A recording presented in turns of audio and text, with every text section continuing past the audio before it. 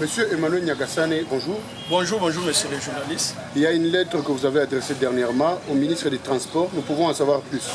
Oui, merci beaucoup pour la question. Nous avons adressé une lettre au ministre des Transports, voies de communication et des enclavements. L'objet de la lettre, c'est notre inquiétude face aux mesures prises dans votre lettre numéro VPM MTVCD CAB 416 2024. Et la lettre, nous l'avons transmise à son Excellence, Monsieur le VPM des Transports et Voies de Communication, comme vous venez de le dire. Pourquoi nous avons transmis cette lettre?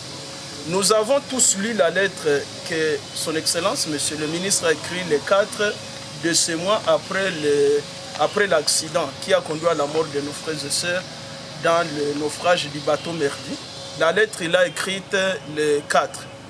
Que dit cette lettre? Il demande de prendre des mesures, actions urgentes à prendre face au naufrage tragique. Donc il demande au secrétaire général de prendre des actions urgentes et c'est une bonne chose.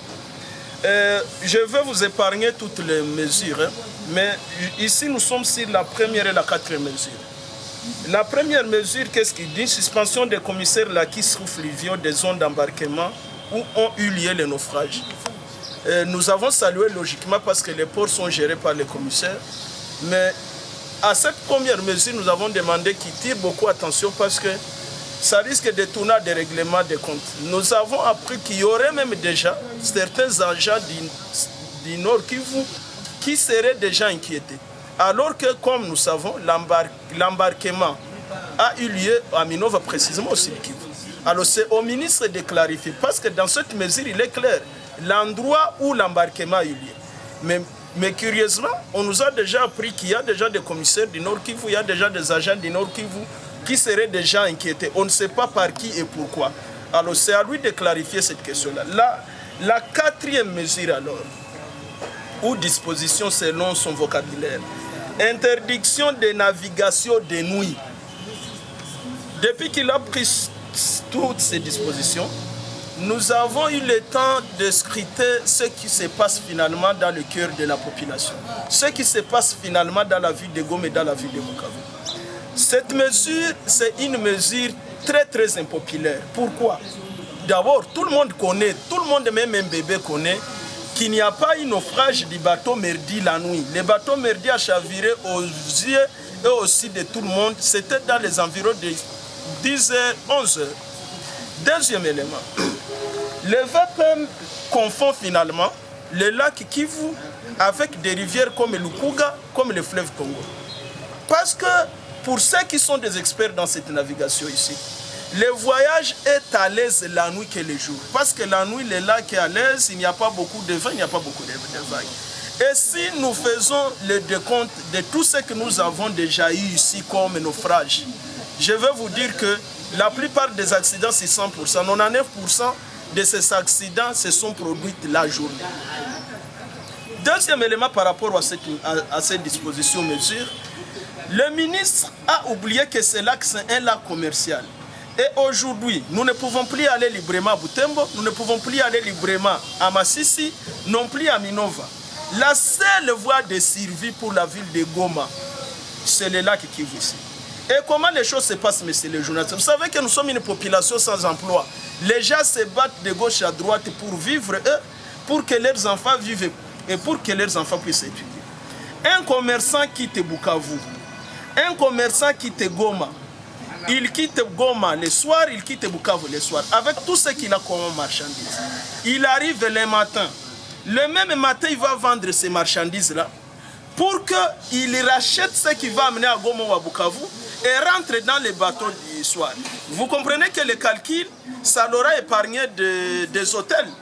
Parce qu'il arrive, il va, il rentre le soir. Mais aujourd'hui, qu'est-ce qui se passe? Les commerçants prennent les bateaux à partir de 7h30. Il y a des bateaux qui arrivent ici au port, poser la question à tout le monde à 16h.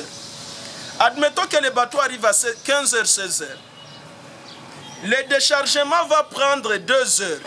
C'est-à-dire que le commerçant pourra avoir sa marchandise à partir de 18h. Où vendra-t-il ce qu'il a amené à 18h? C'est cela la première question qu'on pose au ministre, à tous ceux qui se sont mis assis pour qu'ils écrivent ce qu'ils ont écrit. Et puis il faut aussi compter, attention, il y a des produits qu'ils amènent, des produits pourrissables, comme du sombé, comme des légumes, comme des sambaza ici. Est-ce que ces commerçants vont dormir avec ça pour que finalement ils vendent ça le lendemain? Et au cas où par miracle ils arrivent à vendre, au cas où ils arrivent à vendre, j'insiste, où passeront-ils la nuit? Parce que vous comprenez qu'ils ne vont plus rentrer. C'est-à-dire qu'il faut qu'ils attendent que les bateaux les ramènent demain matin. La première question c'est dit, et la plupart sont des femmes, attention, où ces femmes passeront la nuit?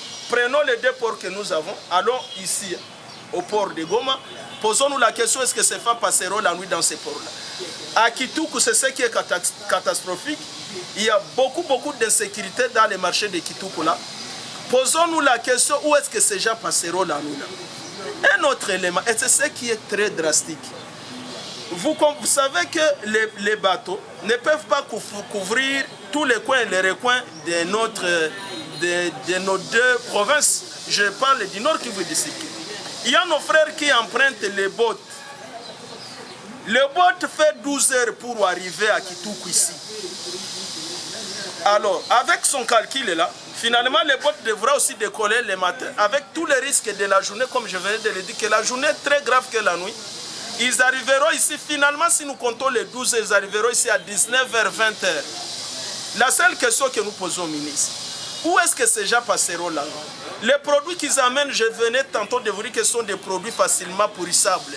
Ces produits seront achetés par qui? On n'a pas de moto dans la ville de Goma. Même si ces gens auraient des petites relations à Goma ou à Bukavu, comment quitteront ces ports-là pour qu'ils arrivent là où se trouvent leurs frères et sœurs? Avec tout ce que nous savons ici. Donc voilà un peu ce qui nous a poussé à écrire au ministre pour lui faire comprendre que cette mesure, c'est une mesure très impopulaire et sagement, il doit tout simplement retirer cette mesure de toutes les mesures qu'il a prises afin que la population puisse se sentir à l'aise. Ça ne vaut pas la peine de faire souffrir quelqu'un qui a souffert et est fatigué de la souffrance, mais vous aussi, comme cela ne suffisait pas, il faut que vous puissiez enfoncer les clous. Vous puissiez enfoncer les clous dans cette plaie béante. Ça, c'est inacceptable. Et nous n'accepterons pas ça. Pas seulement assis dans un bureau somptueux à Kinshasa. Il ne sait pas ce qui se passe ici. Il se lève, il prend des décisions. Vraiment, je commence à le dire, ça, nous n'accepterons pas. La décision est nationale. C'est là que je vous dis que le ministre, sagement, il devrait spécifier. Je vais vous donner l'exemple du lac Tanganyika. Quand vous quittez Uvira, vous allez à Kalemi. C'est plus de 24 heures de voyage. Plus de 24 heures. Dans un bateau en forme. Quand vous quittez Uvira, il y a un endroit qu'on appelle Mpulungu. Il faut 3 jours de marche. La seule question simple que nous posons à son Excellence Jean-Pierre Bemba, avec tout le respect que nous lui devons, ces gens-là qui doivent faire 2-3 jours de voyage, sans accoster quelque part, comment feront-ils pour échapper à cette mesure de l'interdiction de navigation de nous? Voilà un peu. Donc nous lui conseillons de spécifier tout ce qui concerne les baleinières, tout ce qui concerne le Lukuga, tout ce qui concerne le fleuve Congo, il spécifie. Parce que derrière ça, il faut savoir qu'il y a l'océan aussi, où nous avons des paquebots, des navires qui doivent faire 2 mois, 3 mois, 4 mois pour qu'ils amènent des marchandises en Europe et partout ailleurs. Nous ne voulons pas que surtout la population ici qui a longtemps souffert puisse continuer à ressouffrir depuis qu'il a pris cette mesure-là.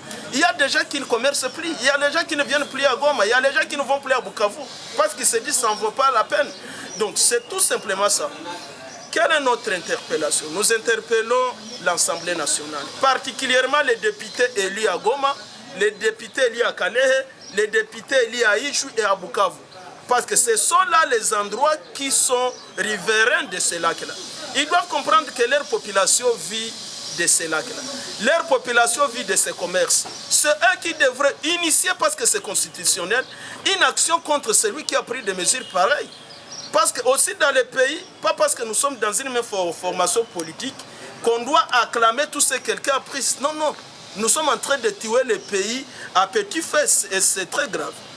Enfin, je veux interpeller l'Assemblée provinciale, le gouvernement provincial, de comprendre qu'eux aussi, ils sont les représentants du chef de l'État ici. Ils ne doivent pas tout accepter. D'une manière naïve, là, quelqu'un vient, il prend une décision, ils acceptent, non. Et enfin, j'avais demandé aux amis armateurs, certainement sont des commerçants, Et ils ne sont pas obligés de tout gober parce que nous sommes en train de nous liguer finalement en association des victimes de cette mesure. Et ces armateurs manqueront qui même porter les matins.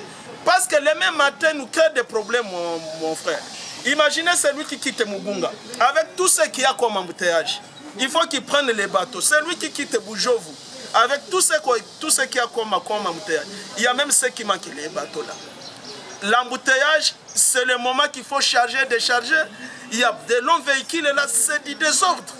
C'est pourquoi nous, comme IPENA, nous insistons et insistons, nous demandons à celui qui a pris cette mesure de la retirer dans l'urgence, parce que sinon, je vous les rassure et vous les promets, nous allons passer aux actions de grande envergure. Je vous remercie.